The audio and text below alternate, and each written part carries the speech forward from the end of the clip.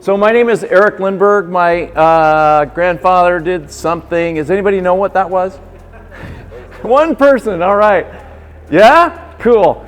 So he was let me just go through my slides, actually. That'll be better. This is a little bit about the Lindbergh Foundation and who we are, and then I'll tell you a little bit more. Almost 100 years ago, on a dark morning that seemed to hold no promise, a small plane was getting ready for takeoff on a muddy field in New York.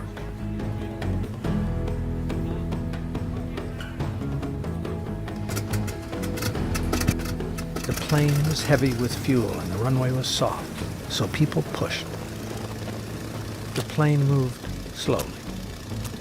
As it struggled, the people kept pushing. The plane gathered momentum. The people kept pushing. Finally, the plane moved faster than they could run. They let it go. Charles Lindbergh was on his way to Paris, and a whole new era of human life on this planet had begun.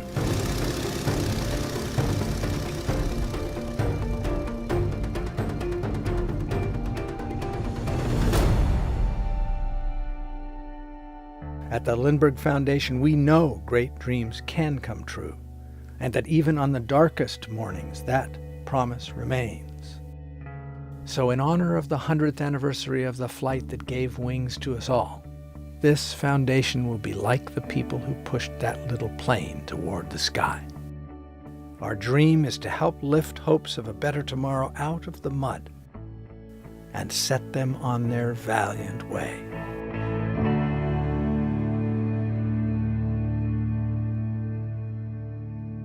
Sometimes technology doesn't work right. And I'll say, AI is easy, AV is hard. But sometimes we have to pivot and we have to use the microphone on our computer and hold it up. That's how life is. My grandfather moved to St. Louis in 1923. Why did he do that? Because the air races were going on. When things fly, it's fun and compelling and interesting. And what he found here in St. Louis was a unique camaraderie between the pilots who lived here. And he started flying the mail for Robertson Aircraft between St. Louis and Chicago. And it was during that time that he learned about the Orteig Prize. What was the Orteig Prize? He thought it was $25,000 to be given to the first team that could fly between the cities of New York and Paris in either direction. He didn't have the money. He had $2,000 in his life savings. And so he had to find, like any entrepreneur, he had to find backing for his idea. So he went out and talked to his friends, and 9 St. Louisans chipped in, and together with his $2,000, they raised $10,580 to buy the Spirit of St. Louis. He went down to California to the Ryan Aeronautical Company and bought the airplane, and then flew it across from San Diego to where his backers were here in St. Louis. Now, Raymond Orteig was a guy who owned a hotel, 2 hotels in New York, and he had the idea, we'll put up this prize, and he did it in 1919. Well, it took a long time until 1927, and it spurred a lot of the world's leading aviators at the time to try for that prize. Grandfather was backed by these 9 folks, some of whom your names are familiar with, some not. Bixby and Lambert Field. Those are the folks here in St. Louis who believed in my grandfather and that dream and backed it. So just again, using the entrepreneur as a metaphor, this was a startup company. It was a long shot, but they backed his spirit. And the spirit that was alive here that welcomed him to St. Louis was evident in his backers, and it enabled them to name the plane the Spirit of St. Louis, which of course became the best branding exercise St. Louis has ever engaged in. The Spirit of St. Louis. He made it. He lived. After 33 hours in an unstable aircraft, you think these are unstable?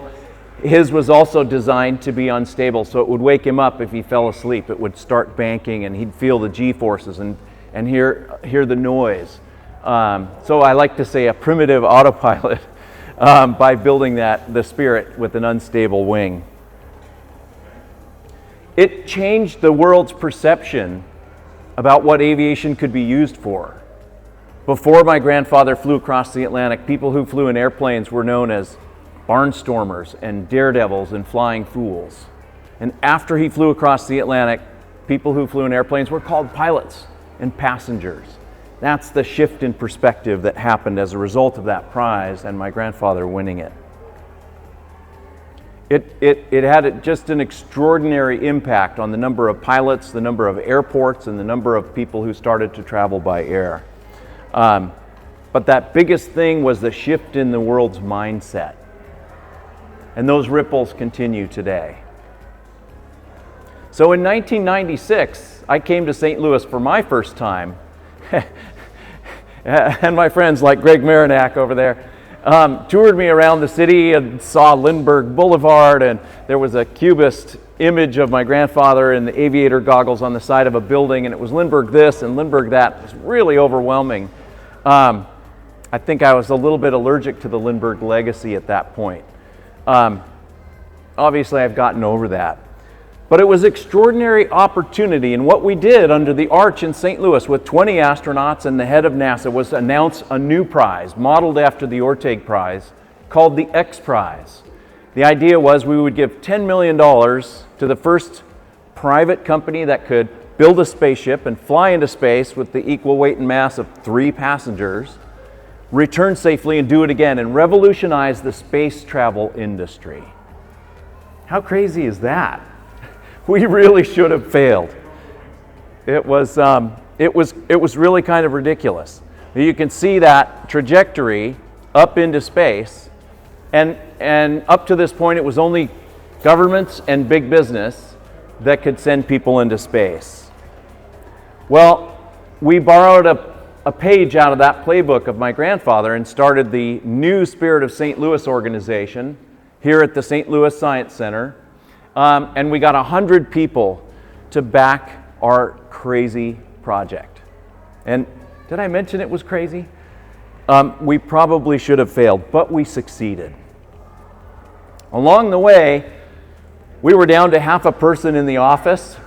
We had to sustain this thing for 9 years as a nonprofit, and it was going down. And Greg and I hatched a plan. I actually pitched him on it. Maybe I could fly across the Atlantic on the 75th anniversary of grandfather's flight in a modern plane. And Greg tried to talk me out of it.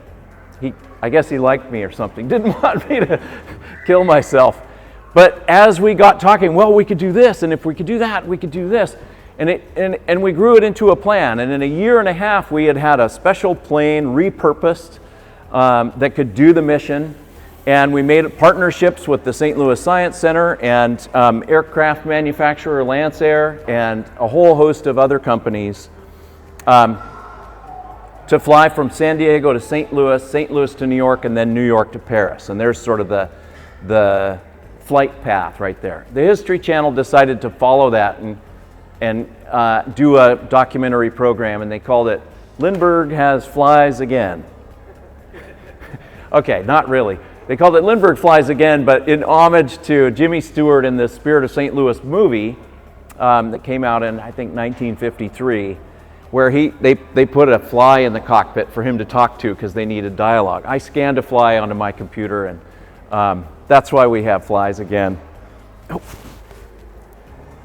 So I took off from San Diego to St. Louis, and the weather was great, and they had a special send-off with a fire truck, and it was about a 10-hour flight, and I realized halfway through, with really bad turbulence bouncing me around and a long duration flight, I think that flight was over 7 hours, that grandfather did it at night when it's cool out and there's no turbulence.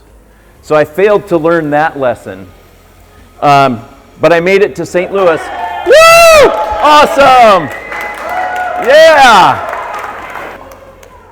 And I love how the tower is wrapping up the plane. Nice. So perseverance pays off. That is awesome. So it was Youth Aviation Day at Spirit of St. Louis Airport when I took off to fly to New York, and the weather was down and I was worried about the thunderstorms, and I didn't get this photo until later of the Civil Air Patrol cadets lining the runway when I took off. You can see how low the clouds are. What a gift. That spirit is alive today here in St. Louis.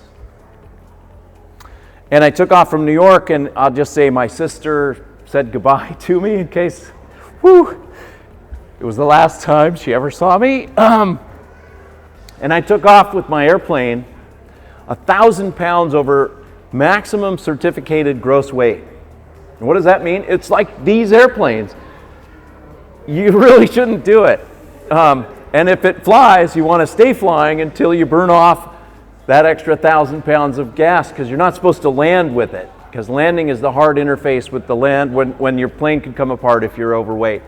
So anyway, then flew over the Atlantic. We had built a Xprize mission control at the St. Louis Science Center over by the planetarium on the other side with a bank of computers, like a NASA mission control.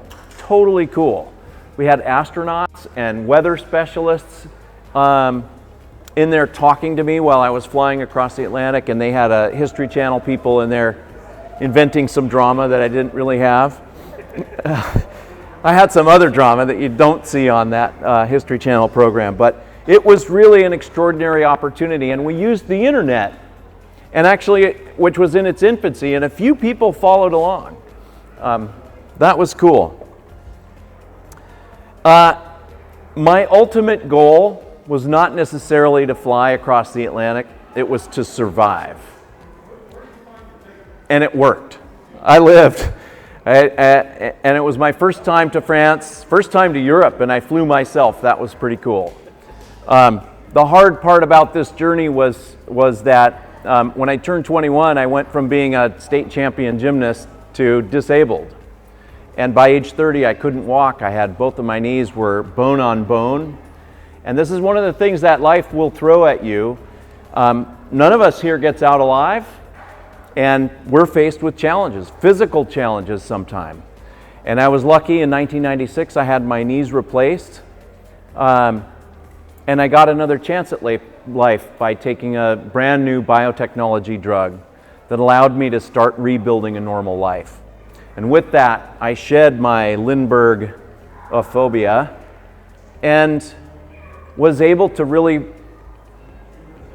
walk in my grandfather's footsteps, even though I knew I could never fill his shoes.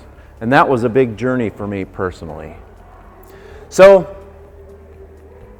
flying across the Atlantic enabled me to leverage the Xprize Foundation.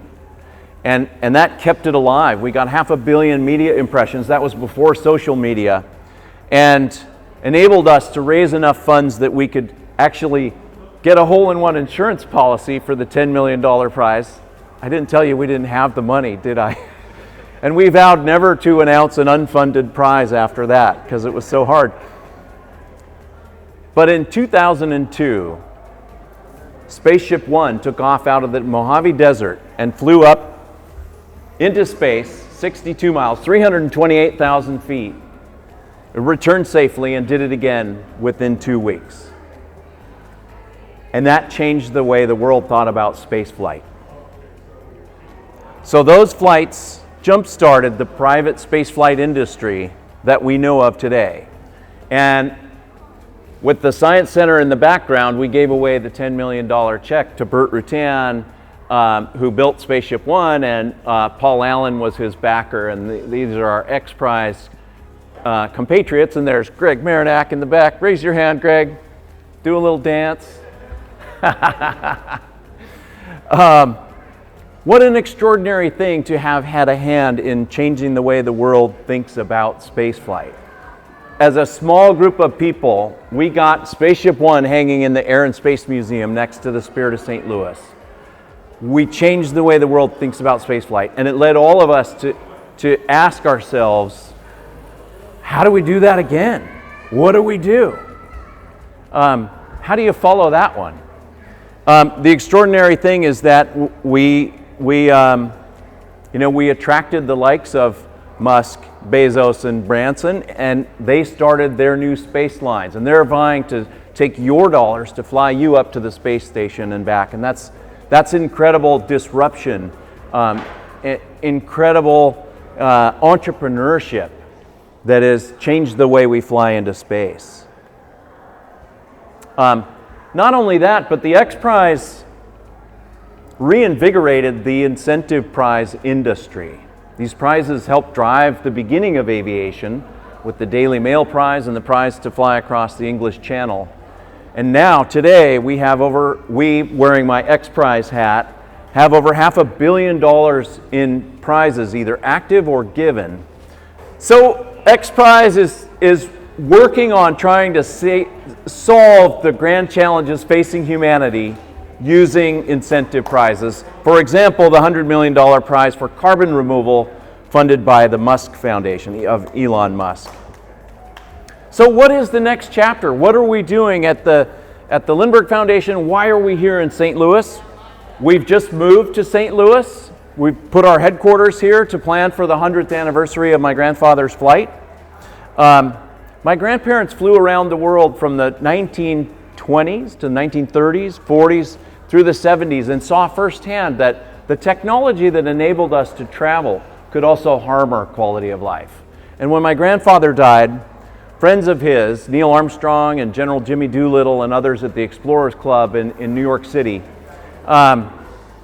said we need to carry on this vision of balance, because between technology and the environment, the fulcrum of that balance is our quality of life, and we need to maintain that. So the Lindbergh Foundation is now 47 years old. We're counting down to the 100th anniversary of that flight, and we could think of no better place on the planet that has the spirit of St. Louis than St. Louis. So we are now here. We're building our education programs here. We want to expand, so if you have a school that you want to expand to, we'd love to have you. We're also working on an incentive prize for SAF, Sustainable Aviation Fuel. We're working with the ag tech community to look at how a moonshot of how plants sequester nitrogen in the ground so we can revolutionize how we grow our food and potentially fuel. These are audacious goals. These are goals we'll probably fail at. Or will we? With an incentive prize, with the right incentive and the right crazy people trying to solve that problem, we might succeed. And we have to try. So we've given over $3 million in grants over the years. We've given 50 plus Lindbergh Awards. We started the LEAP program, Lindbergh Electric Aircraft Prizes, to help develop the fledgling electric aircraft industry. And we've built an electric Spirit of St. Louis down at Embry-Riddle in Daytona. We're hoping to see that fly in the next year or two as they replace the battery packs and start that flight testing. We have a long history of doing Lindbergh Innovation Forums. We'd love to bring these into St. Louis and host those over the next couple of years. My favorite program of all was one we called the First Families of Flight. And we brought students from the US, from Monaco, and from Germany together to the Aero Friedrichshafen show in Friedrichshafen, Germany. And we brought Sergei Sikorsky and Andre Borschberg of Solar Impulse. I know he flew through with his solar airplane with Bertrand Piccard here, and Cornelius Dornier, one of the families that built the first flying boats in Europe. And at the end, my favorite, Wolfgang von Zeppelin of Led Zeppelin. Just kidding. The Zeppelin Company, they built the dirigibles, and they have an incredible museum in Friedrichshafen. But bringing those people together and hosted by His Serene Highness Prince Albert II of Monaco, who is one of the sovereign leaders on our planet who really cares about the environment and the balance between technology and the environment. I'd like to bring Prince Albert to St. Louis, and you guys are going to help me make that happen, okay? Yeah? Yeah. Okay. After I flew across the Atlantic, Greg Marinac helped get the new Spirit of St. Louis that I flew donated here to the St. Louis Science Center, and now it's flying again, and Aero Careers, a small nonprofit that helps people take their first flights here in St. Louis, is flying it. So if you know kids who are really into flying and they want to take a first flight, I am happy to make that connection for you, see if they'll give you a flight. And I just flew it on Tuesday. I could still land it after 17 years. That was pretty cool. So thank you so much to Seyer Industries and Starrag and the St. Louis Science Center and our Spirit of St. Louis 100 members. Dr. Craver, I could see you out there. You raise your hand. Thank you so much. Is Cindy Peters here? She's gone already, but another one of our Spirit of St. Louis 100 members that helped us make this happen. Did I forget something there? No, we're good. So how do these two impossible dreams come true? It's in the name of the plane. It's the Spirit. So my grandfather had applied for the Orteig Prize, the $25,000 prize, and he wasn't eligible to win the prize because he needed 60 days to pass from the date of the application to before he flew. And he called Harry Knight, his backer here in St. Louis, and said, I'm not going to be eligible for the prize, but the weather's clearing and I want to take off. And Harry said, to hell with the money, Slim. When you're ready, you fly.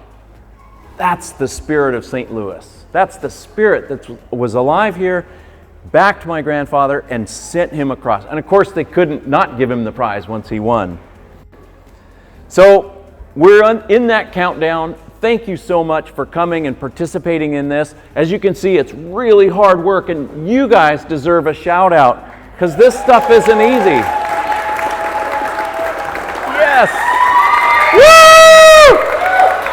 Right on. I love it. That Spirit is alive. And aerospace is not easy. It's really hard. But if we apply ourselves, we can make it happen.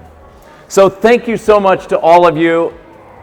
This has been great. We have some awards to give away, and then I promise I'll shut up. Are we ready? Right on. This is third place, and it goes to number 13, the honored one. Come on up. Where are you? Oh, yes! We have another one flying. Awesome. Hey, congratulations. And if you'll go over here and get a photo taken, that would be awesome. Okay. Second place, number 6, Warp Star. Hey, right on. Congratulations, Caleb.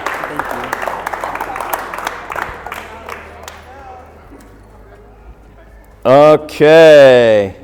Here, how about if I step down here? I was trying to get out of the camera. First place. Woo! Green bean. Yeah! Oh, that's awesome. Congratulations. And there's a remote for this that you can change colors with, and then come over and get a photo. Yeah, when you get your award, come over and have a photo. You guys need helmets. Okay, this is the award for the display board, and it is number 2, mustache. Awesome.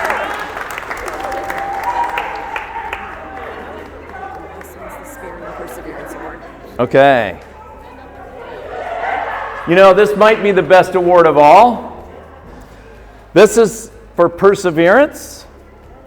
It's the Spirit Award, the strongest in history. Right on. Yeah. And all you guys worked really hard, so we wish we had a prize for everyone, but great work. Excellent work. Woohoo! Yes. Okay, what a day.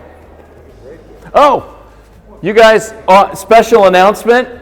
Their Gateway Youth Aviation Foundation is in the driveway on the way out. If you want to sit in an F4 Phantom cockpit, they've driven their portable trailer up, and they're here, and you can do that on your way out. Thank you.